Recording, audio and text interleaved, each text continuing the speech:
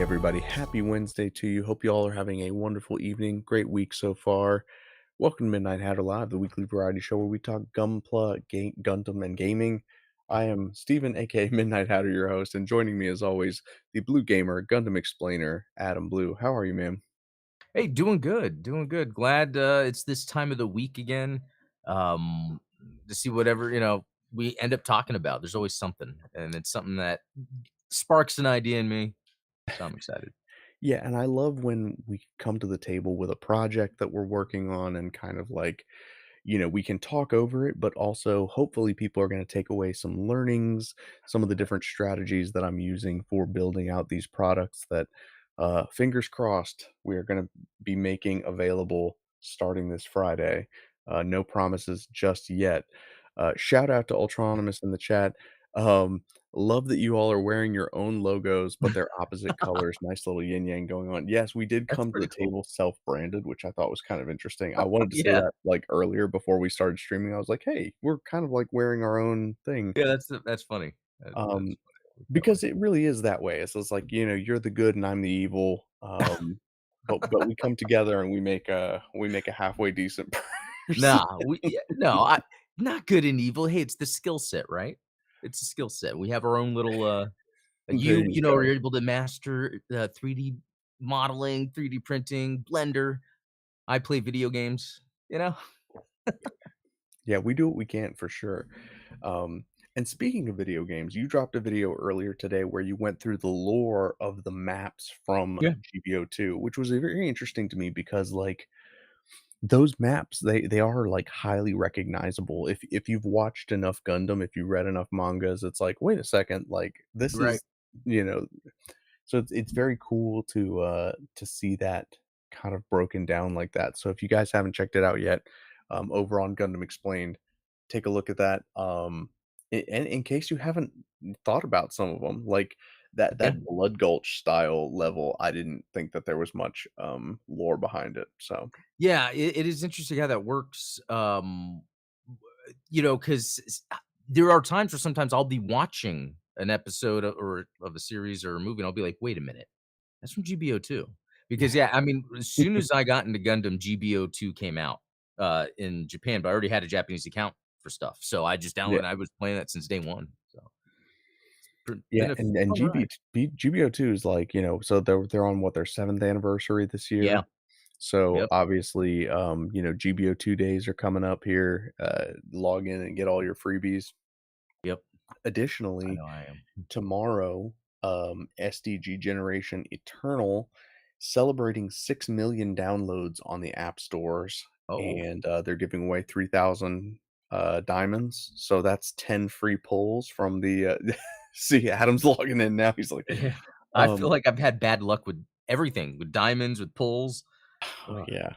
Well, I'm a little cheesed off, look at me, I'm, like, self-censoring myself. No, I'm pissed off. Um, so I did try to get the banner suits for the Thunderbolt event were obviously Daryl Lorenz in the Psycho Zaku and Io Fleming in the Full Armor Gundam, and I was like, "Oh, man, if I could just get that Psycho Zaku, I really need more ultra rare support units because I have tons of ultra rare attack units, like, I've got the Zazabi, I've got the Zeta Gundam, I've got, like, all of Oh, these attack units, but not enough support units." And interesting. sure enough, I get the freaking Full Armor Gundam and not the Zaku, and I'm like, "God, man, I don't And need any I more." wonder, it could th is that part of the gamble built in? I mean, I don't know. I don't know how these things work, but does it try to, like, make it to where you might then have to spend money once you've optimized to a point to where it's like, well, this person obviously needs to balance out what they have. I don't That's a know. good point. Yeah, I I don't wonder if know. that's the case. So, like, what's interesting about G Generation Eternal is, like, obviously, when you first download the game, you get unlimited pulls until you get what you want, right? It's like you get to, like, reset. It's like, "Oh, were you Yeah, happy with the ultra rare that you got?" And I was like, "Dude, I got the Zazabi, like, of course I am." yeah. But ever since then, like you said, yeah, it's like I get nothing but attack suits. I get 0 guard suits, 0 support suits. It's very Yeah. interesting. Yeah, and I Um, think You know, that's actually interesting. I mean, not that I'm playing as much as you, so there might not be an equivalence of what we've got, but I seem to have, mostly attack, even though there are some others, but maybe attack is a Yeah. higher one in general, I wonder. In general, yeah, it seems that way, and, last week we were talking with Kyle, AKA Simply New Type, about, Johnny Ryden, Oh, yeah. and it's so funny that, like, "Oh, yeah, I have this guy Led Wayline as a super secret rare character," and it's like, I'm like, "Who the hell is this guy?" Yeah, that's actually pretty cool because that's something, again, I didn't know. That was a great episode. Yeah, a lot of fun going into that kind of lore, definitely stuff that I had no idea about. Um, but Yeah. yeah, in general, there's a lot of fun Gundam things going on right now, between the gaming side of things. Obviously GBO2 with their anniversary, G Yeah. Generation Eternal has a lot of stuff going on. The Gundam card game, there's been a lot of traction, a lot of popularity around that. A lot of like the learn to play events and like booster pack events have been going on lately, which sometimes it's interesting. I found out via my coworker that some of the like booster draft events, they get rid of the rules around color limits in the decks, where it's like typically you're only allowed to have two color cards in your deck, but because you're drafting from a random set of cards, like they give you, I think, like 5 to 8 packs of cards to build a deck with. There's no way you could build a deck with only 2 colors based on cards that you pull at random, you know what I mean? Yeah, it's that sort of thing. Yeah, So interesting. so they basically said like, "Nah, I mean, like, deck building restrictions are completely off the table, like, you can just build whatever you want." Wow, interesting. I So still that's need to kinda cool. I still need to properly play, um, which So I'm glad well, you mentioned that. So, yeah, how do you feel about doing, like, a learn to play stream tomorrow night? yeah, I'm down. Yeah? 'Cause I think So that's something we were thinking yeah. about before, so and I'm glad you brought it up because yeah, Yeah, Gundam Explained, Learn to Play, the Gundam Card Game event. Basically, I think what we're gonna do is I'll just like have my second webcam over my desk where we can have like the play area. You've got your cards, I've got mine. Because you yeah, bought all 4 starter decks. yeah. And So so I do I got need to do anything, or can I just pick a starter deck and I can just use that? Like pick I'll a deck probably and use roll, man. cool. Yeah, we can go with Awesome. that. And I mean the game runs pretty quick, so I'll probably be able to get like 2 or 3 games in before the end of the hour. Dude, see, this is exactly what I'm glad you're willing to facilitate this because I in terms of teaching me, because Yeah. I don't play, it's one of those things where it's easy for me to go play a video game because I'm used to picking up a controller, turning it on, press start, but card games, it's like I don't even know what to do. I just like the way they look, so I really appreciate you kind of doing this and to be able to do it on the stream. That would be Yeah, awesome. well, and I hope that it would be serviceable for a lot of these people that haven't had the opportunity to go to any of these events or haven't had the opportunity to play on the app or what have you.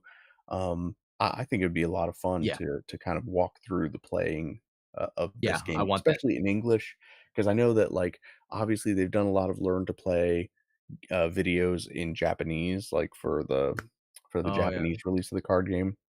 And honestly, dude, you and I, when they first announced the card game, like what, it was towards the end of last year or was it Yeah. beginning of this year?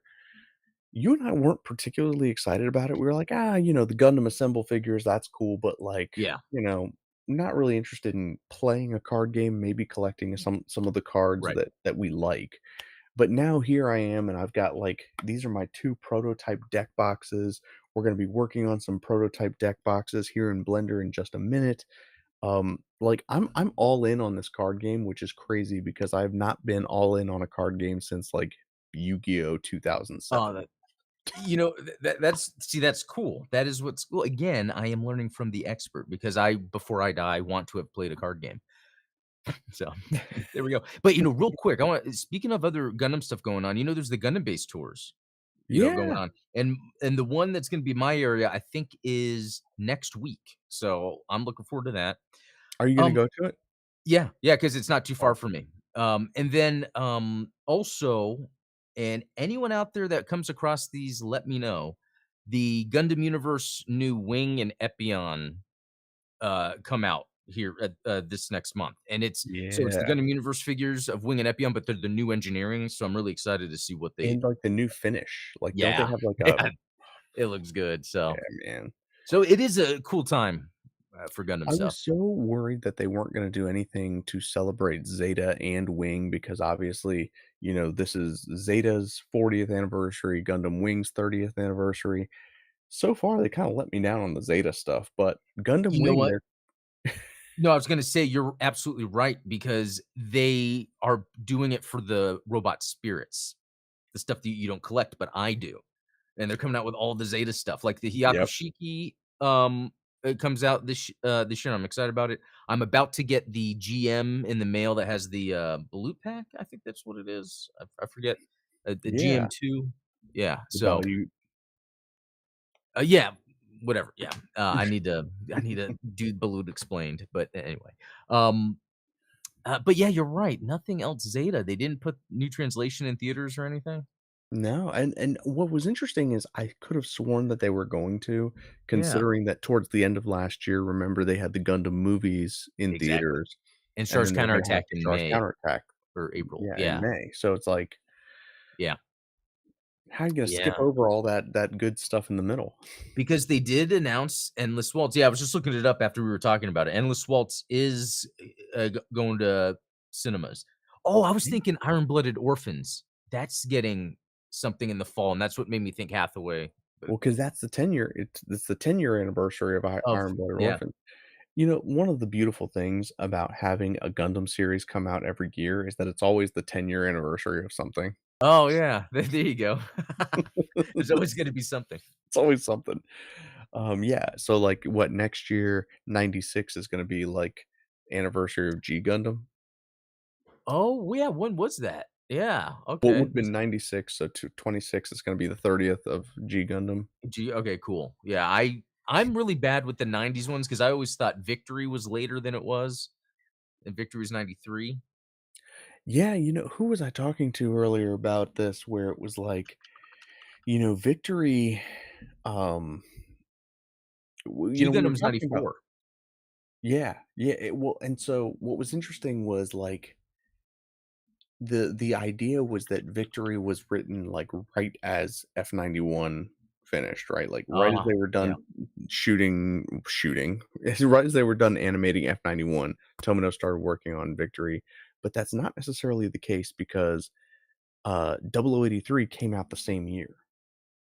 So, I have this working theory Oh, that okay. Yoshiyuki Tomino, being the competitive writer that he is, because he has, like, famously come out in interviews and said, like, "Oh, I don't watch other people's Gundam because I'm very competitive and I get angry if they don't do a good enough job." Like, but if they do too good a job, then obviously that makes me angry as well. So it's like, Yeah. he's like the Hemingway of anime, right? It's like, That's funny. I don't Yeah, know if you seen that movie, Midnight in Paris?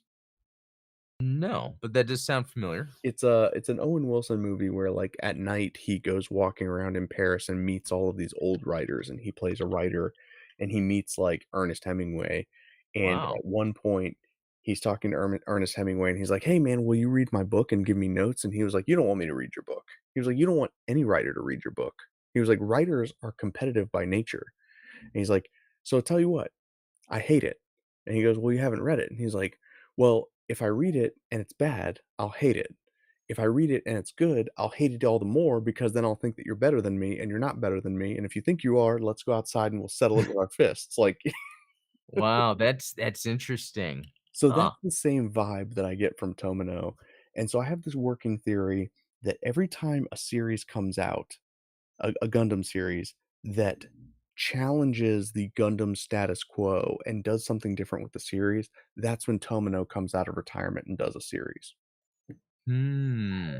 There you go. Interesting. So if you think about it, Stardust Memory comes out, and then Tomino does Victory. Gundam Wing and G Gundam come out, Tomino does Turn A. Yeah. Well, technically after Endless Waltz. Yeah. And then after Ooh, I wanna say it was after Double O is when he did G-Reco, or it might have Okay, been after Build Fighters. It was after Build Fighters. okay. Well, so Tomino has recently been saying that, like, new Gundam series are gonna tread, like, contemporary political ground, and famously, he said that G-Quux is the first series that he's watched that he did not direct. Oh, oh, So I I didn't hear. wonder if G-Quux triggered something in him that he's like, I need to shut this down. I'm gonna do a Gundam series that talks Oh. about Ukraine or whatever." I love that you've come up with this theory because it is sound. It Yeah, is sound. yep. Let me just go and get my foil. I'm gonna make my hat real quick, and we'll No, go but from I there. think that would be great. I mean, would do you think they would ever have him work on OG Gundam or Universal Century? Do you think he would want to? See, that's the other good question. I don't think he would ever touch, UC Gundam again. Unless it was Amuro or Char for some reason. Even then, I don't think that I Oh, think that he is very happy leaving that series behind, and that's one of the yeah. reasons that it's like, you look at Victory, obviously, he wanted to remove as far from, the traditional UC timeline, and this was before they started doing AUs, right? Like G Gundam and Wing, and so it was like he didn't even comprehend at in 1993 that you could do an AU Gundam. He was like, "Oh, well, I'm just gonna do it further in the future where Char and Amuro aren't a thing anymore." But then Oh, yeah, once I see what you mean. Like, he wanted to keep it in his universe, realizing, "Oh, then I don't need to have it around Armor or Char." Well, then I guess Double Zeta. But I guess that still kinda dealt with the main yeah, conflict within the universe. and he did want Char to be in that, but Yeah, then that's right. obviously once, We got a Char's movie. counterattack was greenlit, he was like, "Oh, no. Not gonna waste Yeah. Char on this silliness." Yeah, that's very interesting. I like this. I like this theory. But yeah. But we'll see, time Yeah. will tell, and if I ever get to interview, Yoshiyuki Tomino, I will certainly challenge him on these things and not ask him the same boring questions that everybody else asks him. Ah, Like, "Do you think war is bad?" you know what? It is interesting how I think you see this at Comic Con, you see this at places. They hire people that are good at being in front of a camera and asking a question. They don't hire people to be like, okay, that person knows what questions to ask. Yeah. And it bothers me so much sometimes because you can tell it sometimes bothers the interviewee Oh, yeah. because they're kind of like, that's the question. Okay.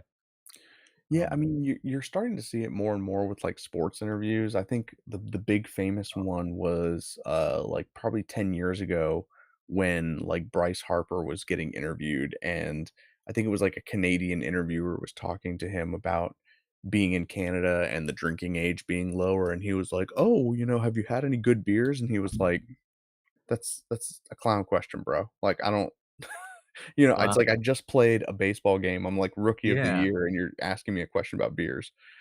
Yeah. That is actually, yeah. Yeah. Um, Oh, shout out Dan Vince. Yes, I am going to ask Tomino about Katagina's heritage. More importantly, I'm going to ask him about Melanie Hugh Carbine, and oh, get to the bottom of Anaheim's supremacy over the media and military industrial complex. oh, yeah. Um, Yes. Those are the questions. yeah, the hard hitting questions. Yeah. So, yeah, I feel like, man, I love when we can ramble and just like, I know. talk about random goings on in the Gundam sphere. But tonight, I have work to do because That's right. my plan is this Friday, I want to be able to launch these products that I've been working on that I want to share with you guys. And so let's take a look. I did manage to get my laptop working again, so we're Oh, working on that nice. again.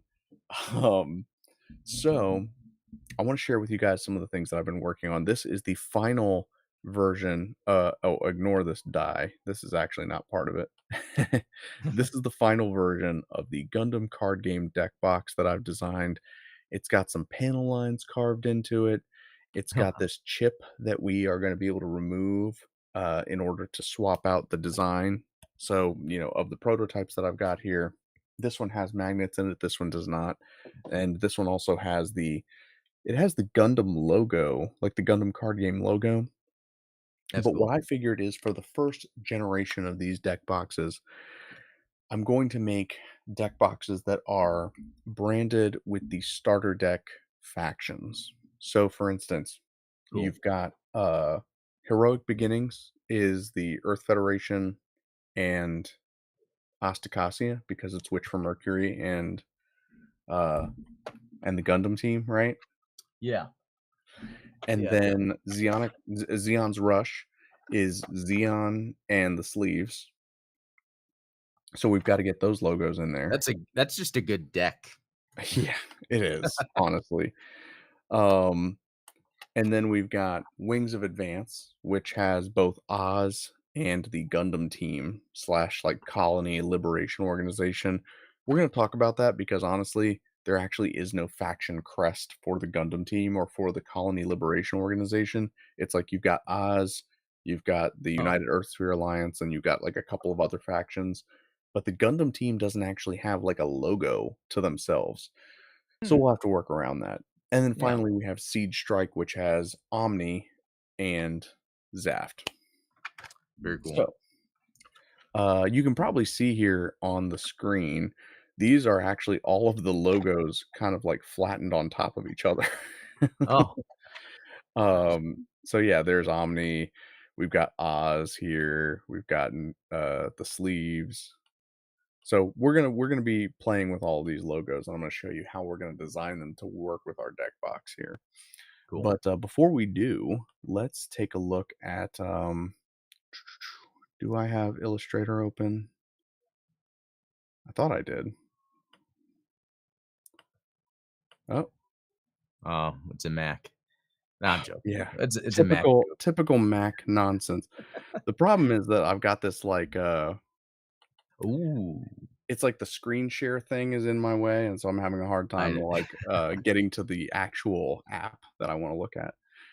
So this is one of the 2 desk mats that I am designing. Well, technically 4 because I'm designing them on different sizes depending on your needs. So this desk mat, this is the design document for the less expensive of the 2. It is 23 by 13 inches, but it actually is more closely aligned with the original designs that I was doing. So, um, oh, there we go. So if I hide the kind of like graphical template here, what we're looking at is this is basically a Gunpla runner that indicates where your cards go. So in the top left, you've got your base. Below that, you've got your shield area. You've got your resource deck. You've got that underneath is that really good. the resource area. So I'm going to start adding in some things like little sprues where it would connect to the cards and kind of make it cute like that. Oh, wow. Um, but That then is a good idea. if you're more interested in more of like a design, something that's cool looking, I took some artwork of like the galaxy map from Gundam. So, here we've got Earth in the center, we've got side 4, side 2, side 5 is down here, the moon, Yeah, Pazoon, Luna 2 is up at the top. And then we've got these kind of just generic like UI type boxes. It kind of makes it look more like a video game. Um, that's cool. but this is the larger mat. I think that this is something that you would probably keep around the house and, it's a little Mhm. easier to work with. Then we have a mat design here that is a 12 by 22. Again, this is like the design assistance document. This is a little bit more portable because it's smaller, a little like smaller footprint, but the design of it is slightly different because you have a smaller resource area and a smaller area to put your shields, but it's a more compact layout and you're going to be able to put your cards in the same sort of spaces here. Again, here's our Gunpla runner, and then the other design is this here where we've got our galaxy map and our sort of UI boxes up here at the top, our base, our shield area, resource deck, resource area, the trash, main deck, and the deployment area. I'm not sure what they call it in the actual game. Like what the actual, like, Oh. gameplay is. So Oh, okay. but yeah, let me know what you guys think of these in the chat. I'm pretty proud of these designs, and I will be Yeah. rolling out more of these designs in the future. I've seen a lot of people are doing some cool stuff with, like, custom resource cards because the resource deck, you can really do whatever you want with it. You're not required to use the provided resource cards.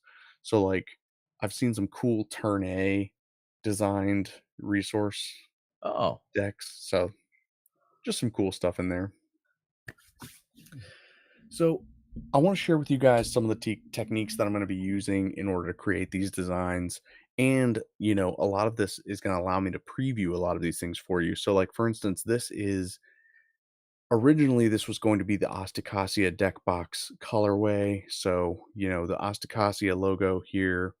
I was thinking, and again, drop in the comments what you guys think as far as deck box colors go, because I'm going to be painting these things. Everything's going to be handmade, finished with magnets in there so that the deck box holds itself together really nicely.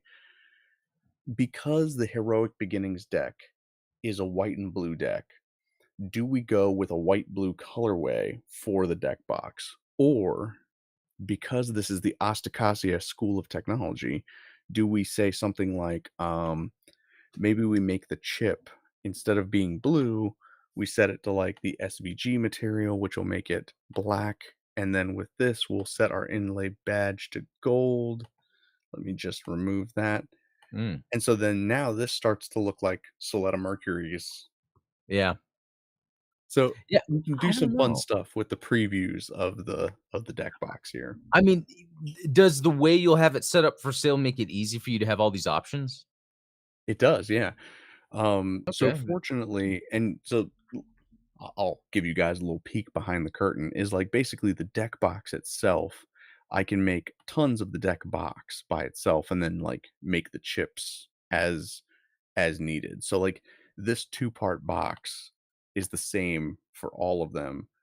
Once Yeah. it's cast in resin, it's made, I paint it, and then the chip that goes in here with the logo, we can swap in whatever we want. So as new as new decks and new factions come out for the card game, we can have more options for custom deck boxes.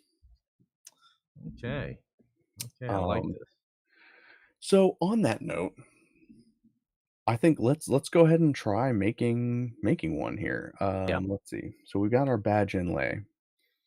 What is a good one to start with? What? Well, I you probably know what I would pick. That might be boring. What's more exciting for you? Well, let's do what what you would pick. So Okay. Earth Federation, Yep.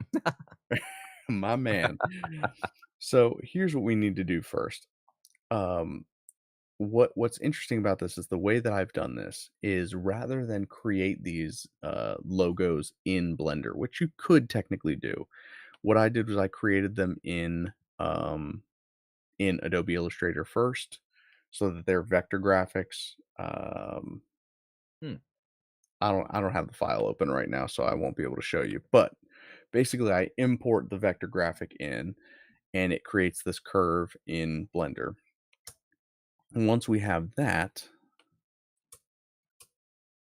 we right Oh, click yeah. and we. I remember you were working on trying to bevel it or whatever. And did you figure it out? So I did something a little different, and Yeah. we'll see what you guys think of the new technique here. So Okay. let's convert to a mesh. Um, One of the things that I like to do before we start anything is obviously we're going to take all of it and we're going to go mesh, merge by distance.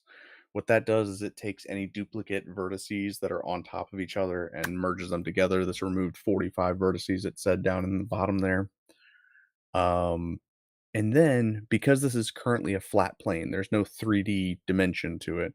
I'm just going to hit F to create one single face, and obviously it makes this Engon. This is an ugly 3D model. This isn't something you would actually want to use in any kind of production capacity. But what it's going to allow us to do is do some of that extruding and beveling that we talked about. So we're going to extrude this 1.5 millimeters. And again, I like to do these things in very like precise mathematical ways, especially when it comes to 3D printing, because then we know exactly how deep that logo is going to be etched into the final product. So Hey, the pyramid builders were the same way, very precise. exactly right. Yeah, and they didn't even have micrometers and all these fancy tools. It No, I makes know me they probably wonder. had plasma technology, honestly. Right. Here we are complaining about AI and then like um so what I'm going to do is now that I've got this top level selected, let's go to the bevel modifier and we're going to bring it in. I'm going to say like point Ooh. 0.25 millimeter. Whoa, whoa, that is Oh, not 25 millimeters. oh, wow. Uh 0.25. That is way too big. 0.25? Still way too big. 0.025. Man, this is like Hmm. insanely big. So let's do how much is it really beveling? So 0.03 is where we're at. So 0.025, 0.0025. There we go. That's like the perfect amount of like subtle bevel that we Yeah, want here. Now yeah. you do see that there is a little bit of like overlap here in these end points, and we Mhm. are going to fix that before we do any, destructive transformations. Let's see if I can. One of the frustrating things about Blender is you can run out of zoom. It's like Wow. you can zoom in so much that you like can't zoom in anymore. That's It's like a that's so limited crazy. resource. Oh, So okay. what we're gonna do is we're gonna try and bring all of these vertices. Oof, this is frustrating. I can't like see the vertices uh on top of the black material. So let me try doing something real quick. I'm just gonna change the material from the SVG matte to inlay badge gold. So now we can actually see these vertices a little bit better. Hopefully you guys can see them better on stream as well. So all of these stray vertices, these little points that are way outside of the bounds of the model, we're just going to select them all. And then we're going to select this one right here. And we're going to go merge at last. And basically all we've done is take all of those like stray points that were floating around and we've kind of combined them all on this one point. And it gives us that kind of ideal bevel shape. Nice. If I take out of edit mode, you see how, like, now it Yeah. kind of comes to a little perfect point there? And you can't just do a symmetry thing where you're like, "Boop, other side."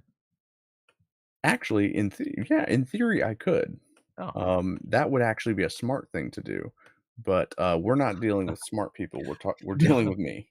Well, and hey, and that wasn't coming from being smart, that was coming from being lazy, okay? That was like, "Oh my god." By No. hand? What year is it? The year of our Lord, 2025, this guy's doing both sides individually. Um So let's see, we've got some stray vertices out here. Let's just we'll use this group select and merge them at last. Now, I could, if I were coping, I would come up with an explanation for, well, I could do this on a mirror modifier, but technically it's not in the middle. So if I were to apply a mirror Oh, modifier, it would actually make a duplicate because it's not on the y-axis. But I no, see, actually, okay. funny story though. I will say this. I'm gonna hop out of edit mode real quick.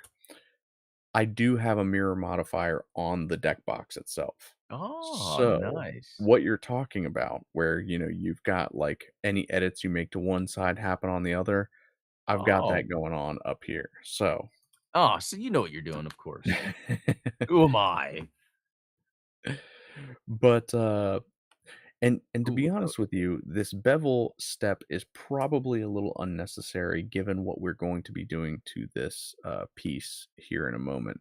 ah, Now, this would be a very complex piece to select like all these individual dots. So what I'm going to do is select the single one, and then I'm going to hit Command and click that last dot. And you see it basically takes every dot between those two dots and selects all of them. How cool is that?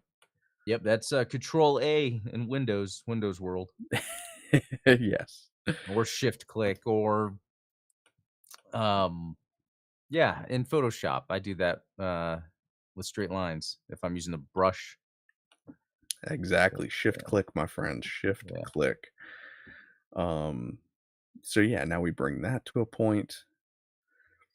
And so this is one of the issues that you're always going to run into with the bevel modifier here in Blender is that sometimes, you're just not going to get a clean bevel, and uh you have to like refine it. You have to clean up the geometry a little bit.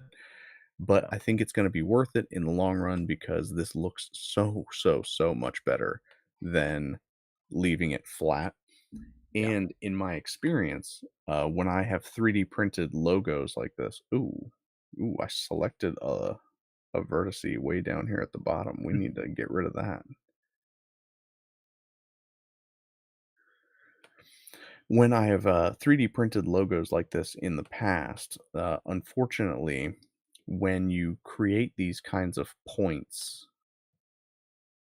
where where something comes up to a sharp angle like that, it makes it very easy for that to chip off because of because resin is not a particularly sturdy substance. Yep, So, it's like, the ears of Batman action figures. unfortunately, yes. Man, why does it keep grabbing from the center there? Yeah, There's something's fishy about this whole yeah. because like when I select these vertices and then I merge them back here. Okay, that one's fine.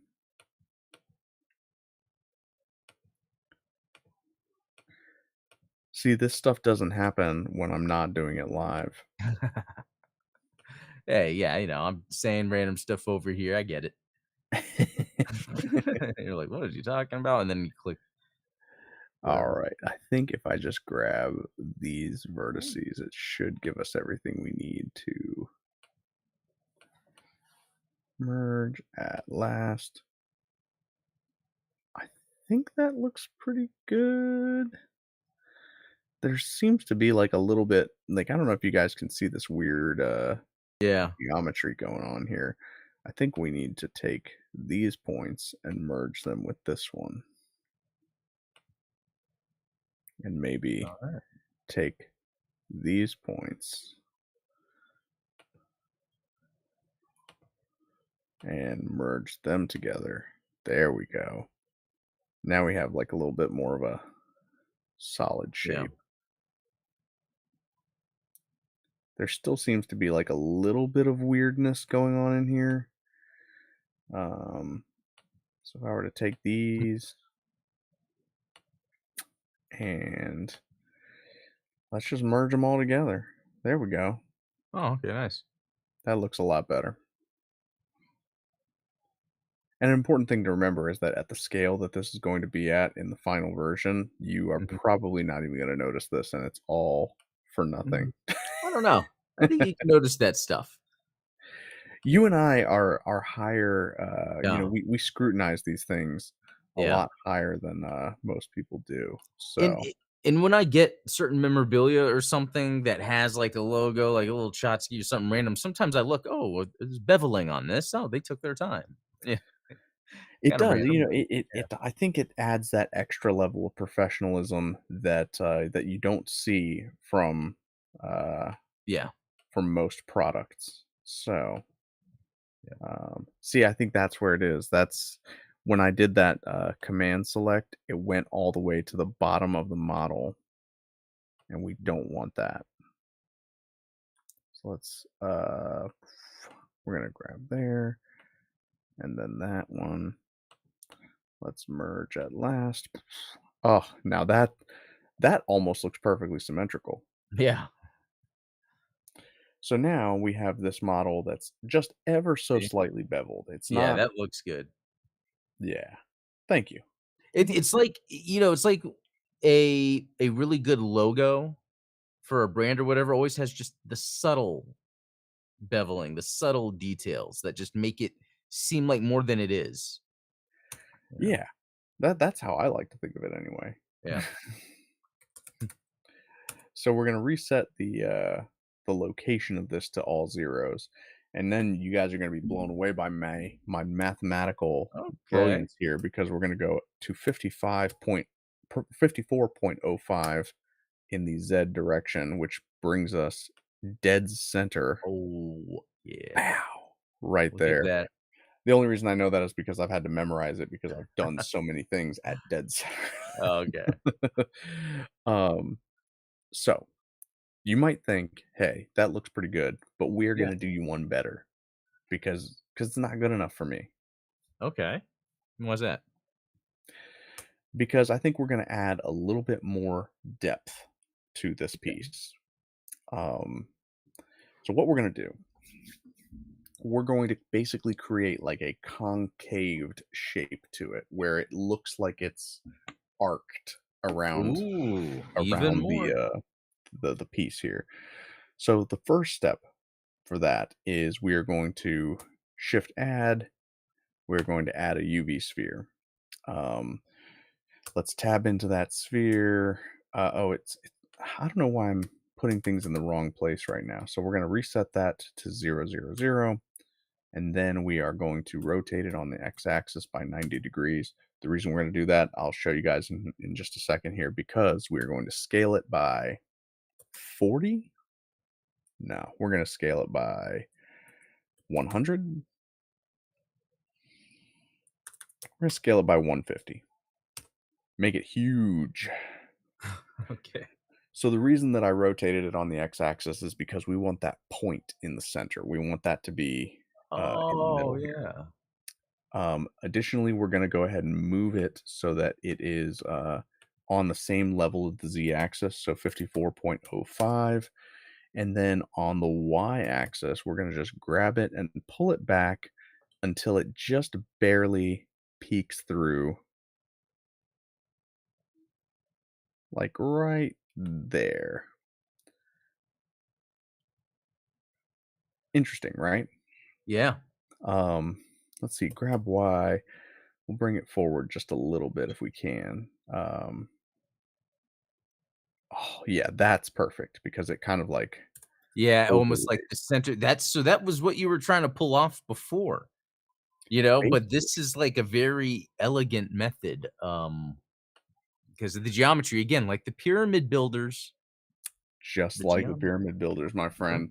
So here's what we're doing. We're going to add a subdivision surface modifier. As you can see that, like when we have it showing, so here's the basic geometry. It's kind of pixelated and, low poly. We're going to increase the number of polygons on that sphere. And then we're going to hide it because we don't technically need it. Then we're going to add a second little, actually, I'm still in edit mode. I need to back out. So now from outside of edit mode, we're going to add another mesh. We're going to add a plane. Plane is just a basic 4 point, you know, it's a plane. It's a To sheet. do Simple. something on. Yeah. We're going to rotate it 90 degrees on the x-axis so that it is there. We're going to do the same thing. We're going to raise it to 54.05 on the z-axis. Look at me. I've been listening to so many British tutorials in Blender that I say Z instead of Zed. Z. um, we're going to scale it up by, I don't know, let's see, maybe 5. Nope. 10. Nope. 15. Nope, not 115, just 15. No, we're going to make it 20 because basically we need it to encompass the entire plaque here.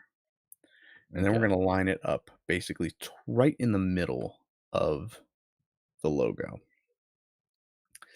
The next thing we're going to do is the same thing that we did with the sphere. We're going to add a subdivision surface modifier.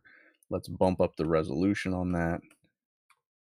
And because I didn't set the edges to be like to be hard edges, it made it into like a circle because it's adding all that the extra geometry to Oh, the shape there. okay. Um, so I just want to show you guys what this would look like if I didn't do this step. So the idea here is we are going to basically bend the logo around this sphere shape to give it that arc, to give it that depth. And so if I were to say, for instance, take this logo, there is a modifier we could use called the shrink wrap modifier. Hmm. And we would take that and apply it to the sphere. Unfortunately, what that does is it takes away our bevel, it takes away all of the depth of the image that we had, and it makes it into like garbage. We can't 3D Yeah. print that. Yeah. So here's what we have to do. If we want to maintain that depth, if we want to maintain that shape, is we're going to use this plane, and we're going to, well, first we have to add some geometry here. So let's select all from our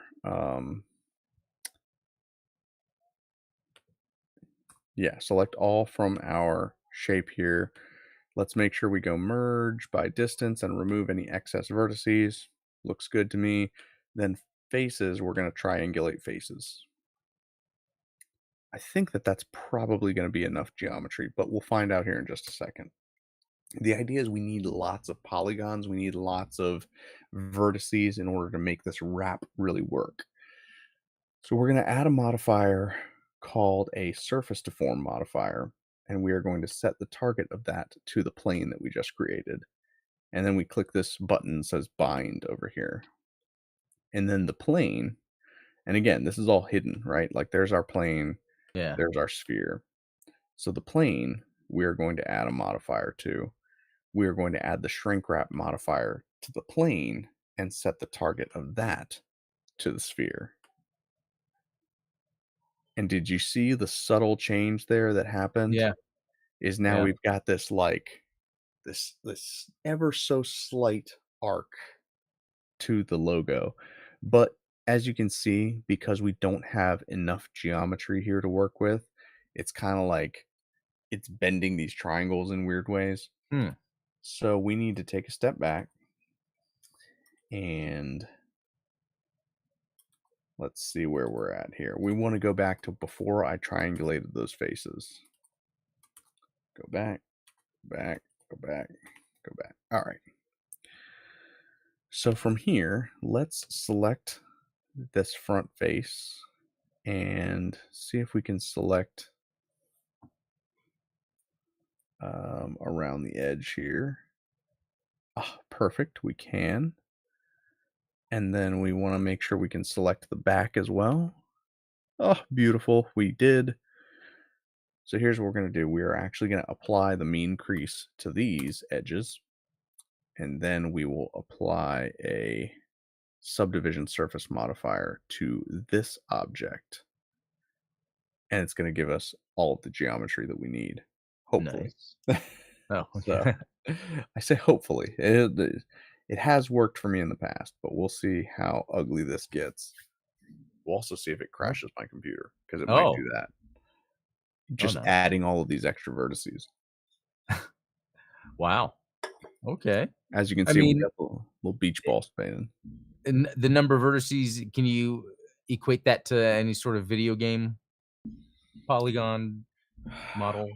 Ooh, well, so like the best video games, typically, I mean, you probably have between 1 and 2 million triangles in a Resident Evil video game, like a AAA, like one of the Oh, Resident Evil remakes. Like those yeah. have each individual character has between 1 and 2 million triangles of polygons there, or triangles in each polygon.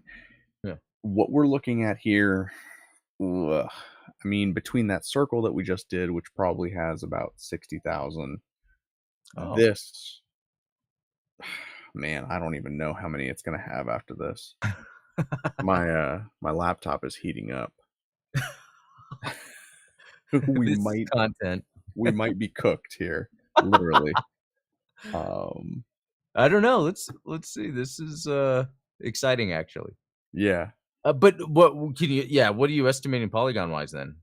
Or triangle polygon? everything in this file, probably 15, 20 million triangles worth. So multiply that by 3, probably 60 million vertices. And Hmm.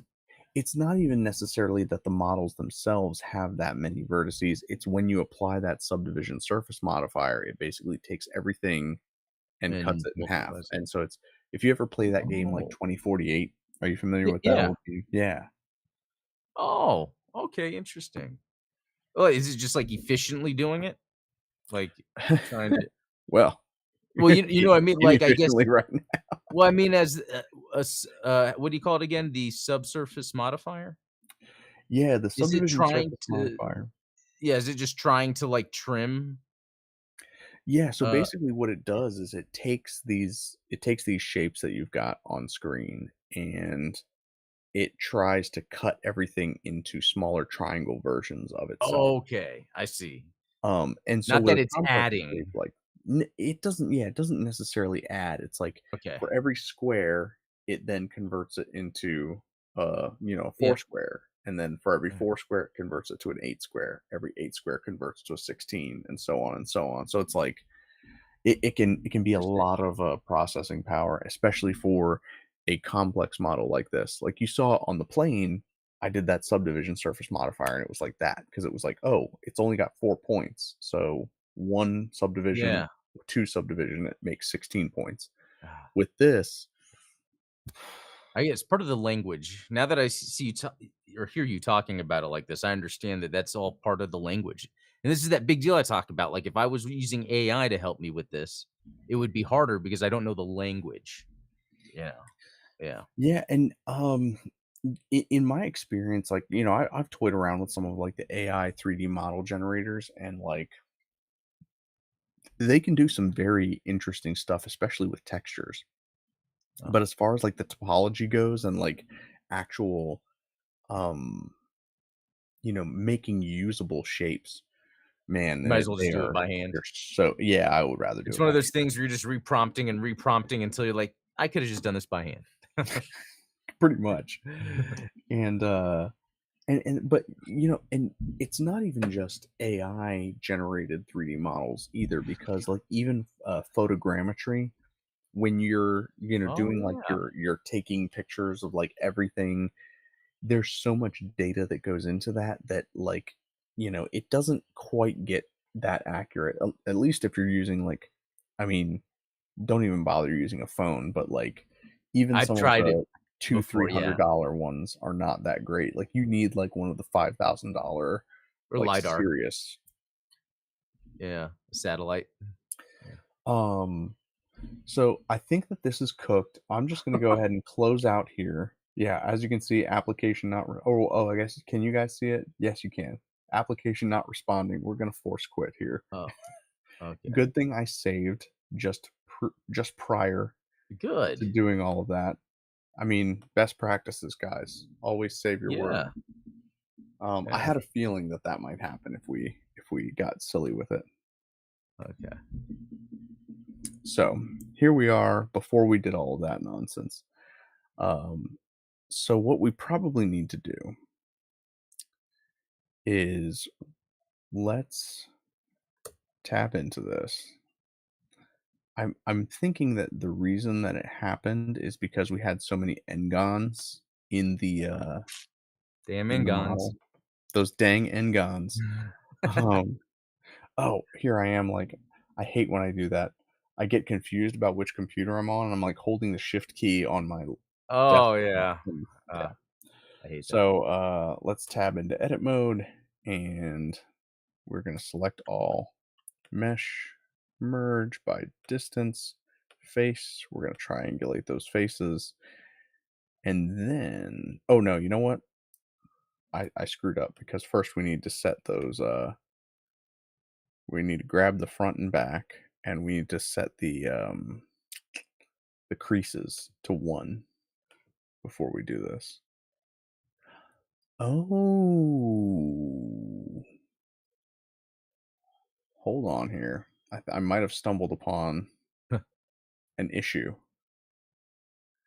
Uh, so let me turn off X-ray here, and we're gonna hide. We need to hide this. We're gonna hide the inlay, and we're gonna hide the deck box top. Oh no, there is a back to it. I thought that there was like a back missing, like Yeah, it it looked didn't have it a looked, right. hollow. It looked hollow, right? Yeah. I'm not crazy. Nope. All right, so we're going to select all those edges. We're going to set the mean crease to 1. Then we are going to select the entire thing. We're going to triangulate these faces. I think that this is going to make it a little easier for our subdivision surface modifier to work and do its thing. So let's bring back the box top. Let's bring back our inlay. Let's save real quick before I before I do this again. Yeah. And then we are going to hop in here and add our subsurface modifier.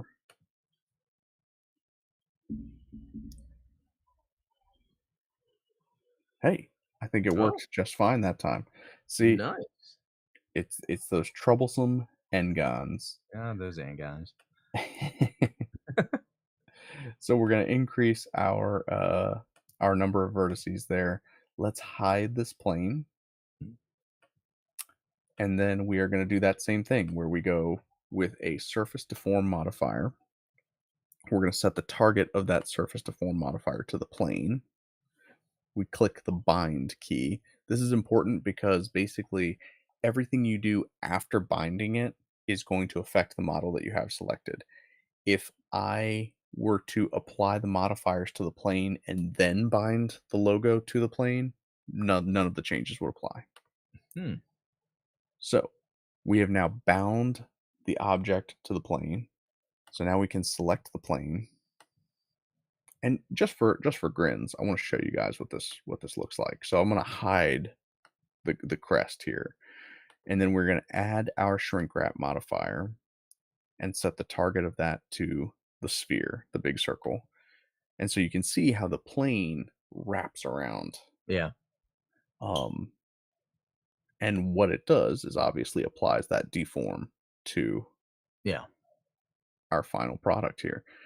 And because we added that extra geometry, it looks a little bit better. I think we could probably do even better if we added more to it.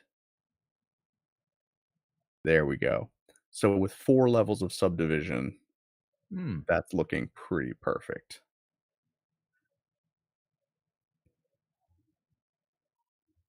Oh, you know what? It looks like it actually I need to Inverted. unbind and rebind Oh. because when I increased the number of vertices, it broke. I was like, "Wait a second, why does it look so good?" So we're gonna bind it to the plane again. That's the other thing. You can't change the number of vertices in your project and then go messing with it.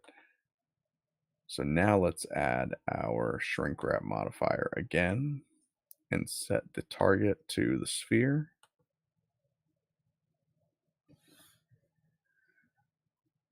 It looks a little better. There's still that weird little Yeah. artifact there. I don't know if you guys can see it. Yeah. That's interesting.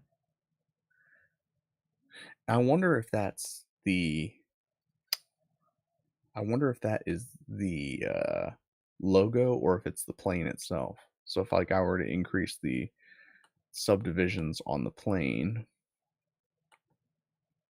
obviously the oh yeah, so here you go. Perfect example is it said target polygons changed from 624 to 1024 just from applying that one extra level of subdivision. Hmm. So it went yeah, I mean basically increased by 30%.